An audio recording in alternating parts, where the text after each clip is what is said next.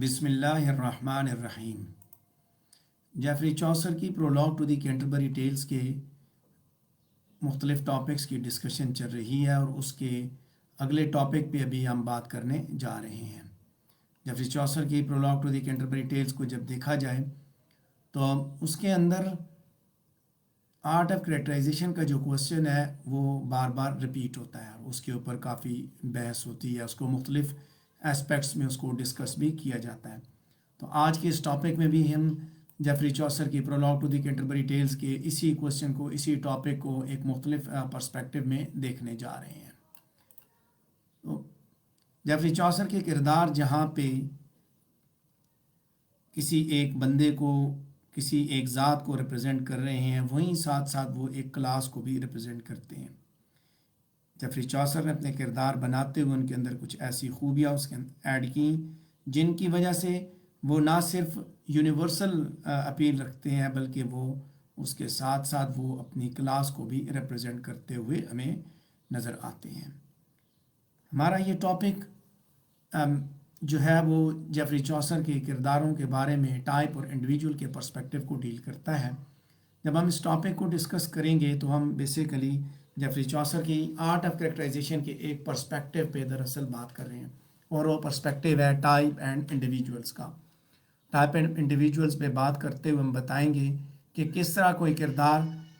کسی specific class کو represent کرتا ہے اور کس طرح وہ انڈیویجول کو ریپرزینٹ کرتا ہے، اور اس کو ریپرزینٹ کرتے ہوئے ان چیزوں پہ بات کرتے ہوئے ہم نے کردار کا حوالہ دینے کے ساتھ ساتھ ٹیکسٹ کا حوالہ دینا ہے، ثبوت مہیا کرنے ہیں، تاکہ ہمارا جو ٹاپک ہے وہ لاجیکلی کنسٹرکٹڈ ہو۔ Prologue to the Canterbury tales کا یہ topic characters as type and individuals page number 18، 19 اور 20 کے اوپر محیط ہے۔ پیج نمبر 18 پہ موجود فرسٹ پیراگراف سے ہماری ڈسکشن کا آغاز ہوا چاہتا ہے، جہاں پہ ہم بات کریں گے کہ جیفری چوسر نے اپنے کردار بناتے ہوئے نہ صرف اس نے کنٹمپریری سوسائٹی کی ویل ڈیفائنڈ ٹائپس کو اس نے دکھایا، بلکہ اس نے اپنے کرداروں کے اندر کچھ یونیورسل ٹریٹس بھی دکھائے جو کہ دراصل ان کو انڈیویجول بنا دیتے ہیں، ہر ایک کردار کو دوسرے کردار سے منفرد کر دیتے ہیں۔ اے سی وارڈ ایک بڑا مشہور کرٹک ہے جس نے جیفری چوسر کی آرٹ آف کریکٹرائزیشن کے بارے میں کہتے ہوئے یہ بات لکھی تھی کہ جیفری چوسر کے کردار جہاں انڈیویجولز ہیں وہیں وہ ٹائپس بھی ہیں، وہ کسی دماغ کی صرف اختراع نہیں بلکہ وہ ریئل ہیومن بینگ ہے، اور وہ کردار ہیں جو کہ مین اینڈ وومن کی پوری کلاس کو ریپرزینٹ کر رہے ہیں۔ جیفری چوسر کے کردار prologue to the Canterbury tells کے اندر موجود ہمیں اس چیز کی آگاہی دیتے ہیں کہ وہ اسٹرانگلی انڈیویجول ٹیسٹ رکھتے ہیں، اور اس کے ساتھ ساتھ ان کے اندر ان کا کنٹراسٹنگ سوشل بیک گراؤنڈ بھی موجود ہے۔ سارے کرداروں کو آپ ان کی سٹوریز اور ان کے پرسنل کریکٹرز کی ریفلیکشن کے ذریعے آپ جانیں گے، اسی طریقے سے آپ کو ان کے بارے میں آگاہی حاصل ہوگی۔ جیفری چوسر اپنے کرداروں کے اندر لائف کوالٹیز ایڈ کرتا ہے۔ پیج نمبر 18 پہ پہلا پیراگراف میں ڈسکس کر رہا ہوں کہ اس نے اس کے اندر جہاں لائف کوالٹیز ایڈ کی وہیں پرسنل ٹیمپرامنٹ بھی ایڈ کیا۔ ہر کردار اپنی کلاس کو ریپرزینٹ کرتا ہے، لہذا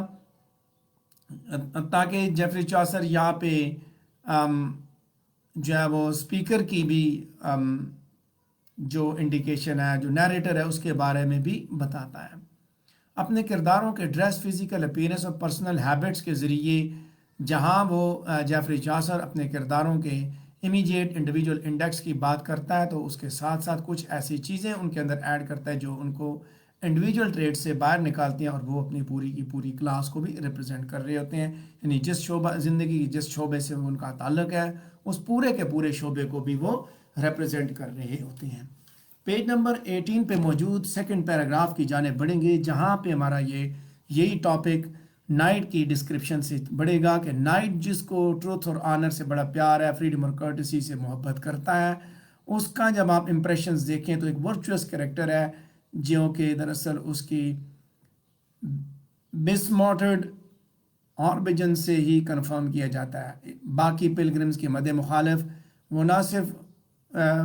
اچھے لباس ہالیڈیز کے لیے پہنتا ہے بلکہ وہ ایک سسٹینڈ ٹیونک میں وہ اس جرنی میں سفر کر رہا ہے کہ جس نے بہت سی صلیبی جنگیں بھی لڑیں،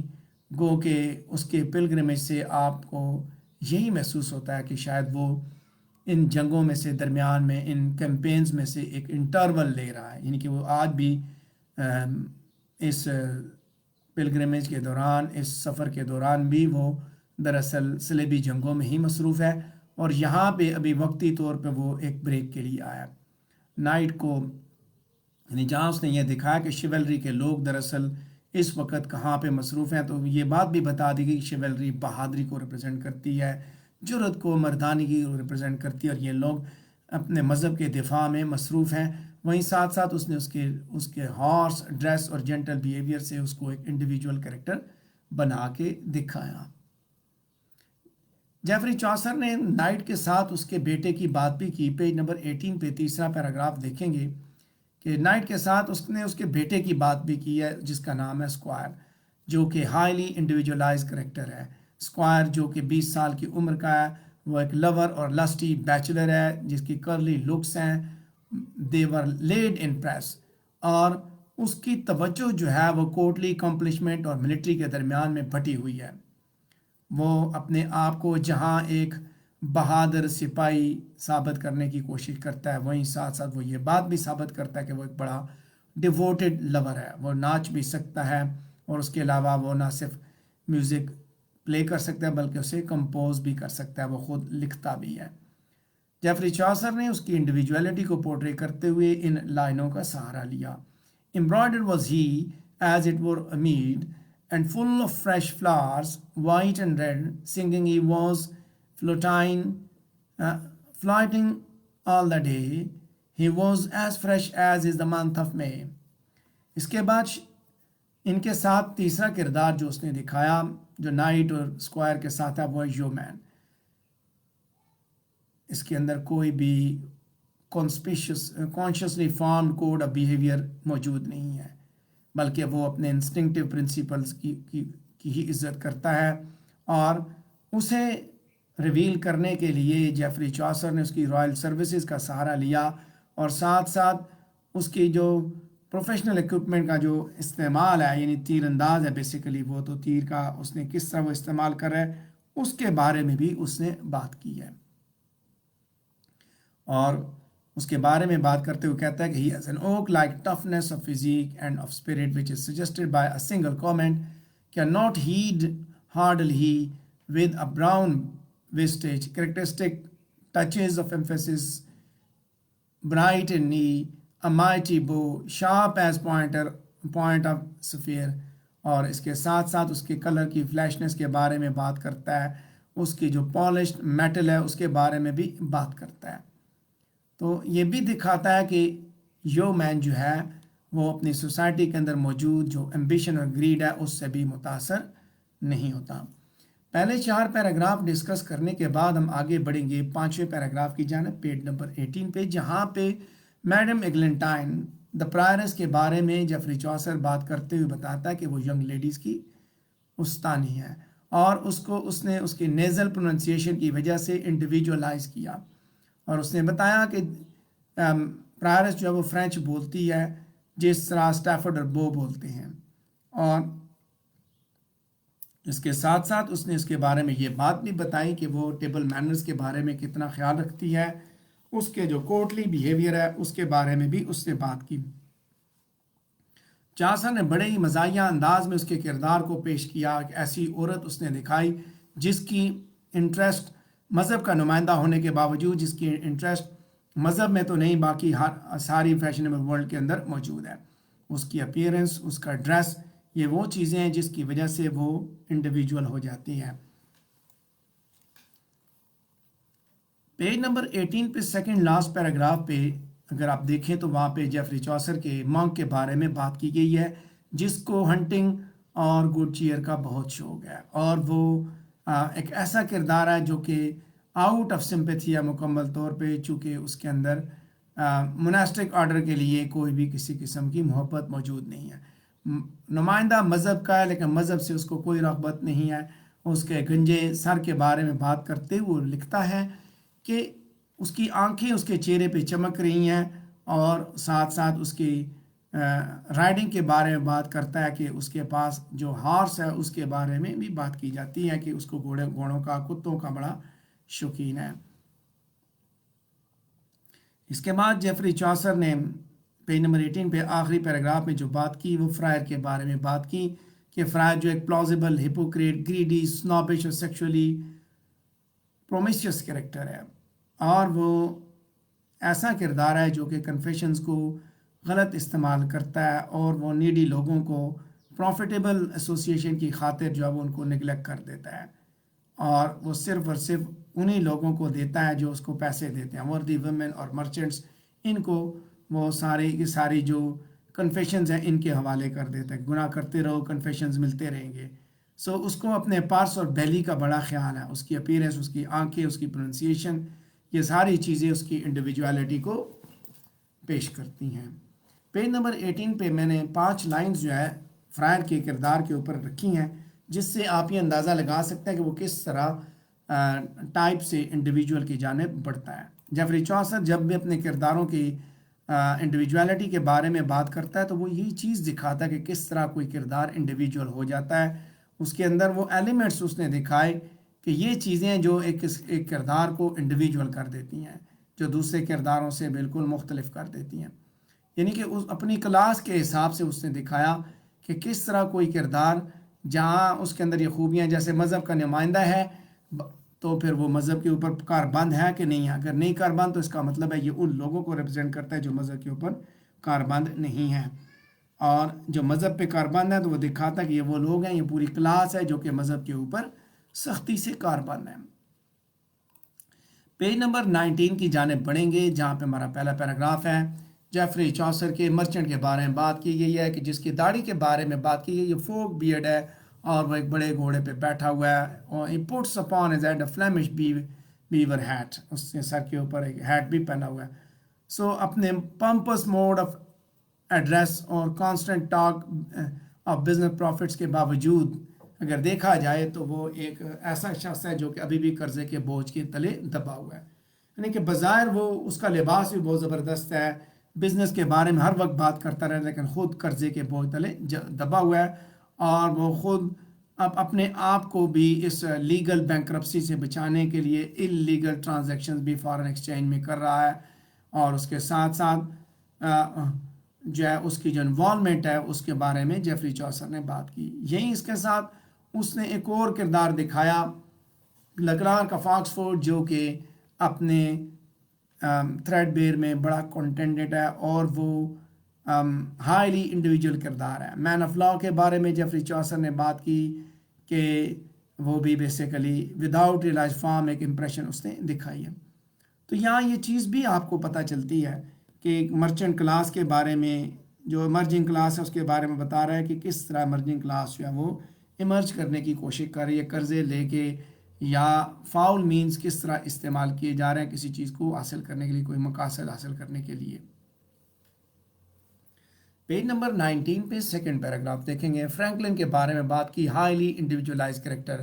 white was his beard as is the daisy of his complexion he was sanguine، یعنی کہ ایک ایسا آدمی ہے جس کو فائن کوکنگ اور لیوش ہاسپٹیلٹی میں بڑا پلیئر جس کو ملتا ہے۔ اس کے بعد 5 گلڈز مین کے بارے میں بات کرتے ہوئے پیج نمبر 19 پہ ہم تیسرے پیراگراف کی جانب بڑھیں گے جہاں پہ ہم نے بات کی کہ اس نے ان کی پہچان یہ رکھی ہے کہ وہ ایک ڈسٹنکٹیو کاسٹیوم وہ پہنتے ہیں جس کے ذریعے وہ پہچانے جاتے ہیں کہ یہ گلڈز مین ہیں، اور ان میں سے اس کے ساتھ ساتھ یہ بھی اس نے دکھایا کوک بھی ہے یہاں ان کے ساتھ، جو کہ 5 گلڈز مین کے علاوہ ہم نے دیکھا جو کہ ایک شارٹیسٹ انڈیویجول ہے پورٹریٹس کے اندر۔ اور اس کے بعد شپ مین کے بارے میں جیفری چوسر نے بات کی جو کہ ایک آؤٹ اسٹینڈنگ کردار دکھایا ایز اے ہیومن بینگ اور ممبر آف پروفیشن کے حساب سے، جو کہ میرین کا اس کا بڑا تجربہ ایکسپیرینس ہے، ایبلٹی ہے، اور ساتھ ساتھ اس کے بعد اس نے ڈاکٹر آف فزیک کی لالچ اور کے بارے میں بتایا کہ اس کو اپنے پیشنٹ سے کوئی کمپیشن نہیں اور وہ کتنا لالچی ہے۔ پیج نمبر 19 پہ پہلے 3 پیراگراف میں نے ڈسکس کیے، وائف آف بات کے بارے میں پڑھیں گے تو پیج نمبر 19 کا چوتھا پیراگراف آئے گا جہاں پہ نوائزی، assertive، روبسٹ وفاباد کے بارے میں بات کی جیفری چوسر نے، تو اس نے اس کے بارے میں بتاتے ہوئے اس کی جو روڈی کمپلیکشن ہے، اس کی ڈیفنس ہے، اس کے بارے میں اس نے بتایا. اس کے لپس، لیگز، سپارز، یہ وہ چیزیں ہیں جو اس کی انڈیویجوالٹی کو اسٹرینتھن کرتے ہیں. یعنی کہ جہاں وہ ایک اس کو ریپرزینٹ کر رہی ہے، ایک کلاس کو ریپرزینٹ کر رہی ہے، وہیں ساتھ ساتھ وہ اس کو بھی ریپرزینٹ کرتی ہے، انڈیویجول کو بھی ریپرزینٹ کرتی ہے. پیج نمبر 19 پہ پہلے 4 پیراگراف ہم نے ڈسکس کیے. 5واں پیراگراف یہاں پارسن کی انڈیویجوالٹی سے سٹارٹ ہوتا ہے. The Parson's individuality is asserted by a detailed account of his fidelity and religious calling. کہ پارسن کی اپنے مذہب کے ساتھ جو سنسیرٹی ہے، جو اس کی فیڈیلٹی ہے، اس کے بارے میں بات کرتے ہوئے جیفری چوسر بتاتا ہے کہ وہ کتنا اپنے مذہب کی تعلیمات پہ عمل پیرا ہے. کوئی بھی اس کی فزیکل اپیرنس اور پرسنل ہیبٹ سے ریلیٹڈ ریفرنس یہاں پہ موجود نہیں ہے. اس کے بعد اس نے پلو مین کی بات کی. اچھا، یہاں یہ دیکھیے کہ یہ پارسن جہاں پہ انڈیویجولی اس کی فیڈیلٹی کو دکھایا جاتا ہے، ساتھ یہ بھی دکھایا جاتا ہے کہ مذہب کے اندر اگر کچھ لوگ ایسے موجود ہیں جو کہ مذہب کی تعلیمات پہ سختی سے کاربند نہیں، تو کچھ ایسے بھی ہیں جو مذہب کی تعلیمات پہ بڑی سختی سے کاربند ہیں. پلو مین کا کردار دکھاتے ہوئے اس نے ایک آنیسٹ پروفیشن دکھایا. اس کردار کے اندر انڈیویجوالٹی بہت تھوڑی ہے. ملر کے بارے میں بات کرتے اس نے بتایا کہ یہ بڑا ہائیلی انڈیویجولائزڈ کریکٹر ہے. اس کے فیچرز، اس کی فزیک، اس کی ہیبٹس، اس کے ڈریس، یہ ساری کی ساری چیزیں ہیومن بیسڈلینس کا امپریشن دیتی ہیں. اور وائلنس آف ٹیمپر کے بارے میں بتایا کہ کتنا وہ غصے کا کتنا تیز ہے ملر. اور مینسپل کے بارے میں پھر اس نے کچھ بات کی کہ شیڈوئی فگر ہے. اگلے پیراگراف کی جانب بڑھیں گے جو کہ سٹارٹ ہوتا ہے یہاں سے کہ Chaucer's reeve is an individual character. Page number 19 پہ ہمارا یہ پیراگراف ہے کہ چاسر کا جو ریو ہے وہ ایک انڈیویجول کردار ہے. اس کی فزیکل اپیرنس، اس کی پرسنل ہیبٹس، یہ ساری کی ساری جیفری چاسر نے ریئلسٹکلی ڈسکرائب کی. وہ ایک اسکینڈر کلورک مین ہے اور اس کے بارے میں وہ بات کرتا ہے کہ اس کی بونی لیگز، اس کی کراپڈ ہیئر، اس کی ہیبٹ آف شیونگ، یہ ساری چیزیں اس نے جیفری چاسر نے دکھائیں اور یہ دکھا کہ اس نے اس کو انڈیویجولائز کیا. اس کے بعد سمنر کی کرپٹ اور ڈیمورلائز کریکٹر کو اس نے اس کی فزیکل اپیئرنس سے دکھایا. As wood he was and lacquerous as a spar with starred brows, bleak and pale bird of his why say children were afraid. سو اس کے ٹیسٹ کے بارے میں بات کی. سمنر اور پارڈن دونوں ایک پیر بناتے ہیں، دونوں جو اسپریچول اور راٹننس سے بھرے ہوئے ہیں. آخر میں جیفری چاسر نے پیج نمبر 19 پہ آخری سیکنڈ لاسٹ پیراگراف دیکھیں گے. جیفری چاسر نے جو ان کیپر ہے اس کو بھی ویوڈ انداز میں اس نے پورٹری کیا. اور یہ جیفری چاسر کی ایک پرسنل ایکوینٹنس تھی، پرسنل تعلق والا بندہ یہی تھا جس کے ساتھ اس کی بات چیت ہوتی ہے. ان کیپر جس کا نام ہم نے دیکھا یہاں پہ ہیری بیلس کا نام تھا، ساؤتھ واک میں رہتا تھا. 14 سینچری میں ایک جینیل، ہیومرس، ایکسپینسو، پلیئر لونگ مین تھا اس زمانے کا. اور اس کے ساتھ ساتھ اس کے بارے میں اس سے یہ بھی بتایا کہ ایون اسٹیپ اور رابسٹ فزیک تھی اس کی. ماسٹرفل اور کنسیڈریٹ آرگنائزر تھا کمپنی پلگرمز کی کمپنی کو ارینج کرنے میں. تو اس طرح آپ دیکھتے ہیں کہ چاسر کے کرداروں کے اندر ایک انڈیپینڈنٹ ایگزسٹنس ہے. پیج نمبر 19 پہ آخری پیراگراف جو کہ پیج نمبر 20 تک بڑھے گا کہ جیفری چاسر کے کردار نہ صرف اپنی کہانیاں سناتے ہیں بلکہ وہ جہاں رائٹر کے ماؤتھ پیس ہیں وہیں ان کے اندر کچھ ایسی چیزیں ہیں جو ان کے فزیکل فیچرز کی وجہ سے ان کو انڈیویجولائز کر دیتی ہیں. تو یہ تھا ہمارا ٹاپک ٹائپ اینڈ انڈیویجول کے حساب سے جو ہم نے ڈسکس کیا prologue to the Canterbury tells کے اندر کریکٹرز کو. اس سے ریلیٹڈ اگر آپ کے ذہن میں کوئی سوال آتا ہے تو آپ پوچھ سکتے ہیں.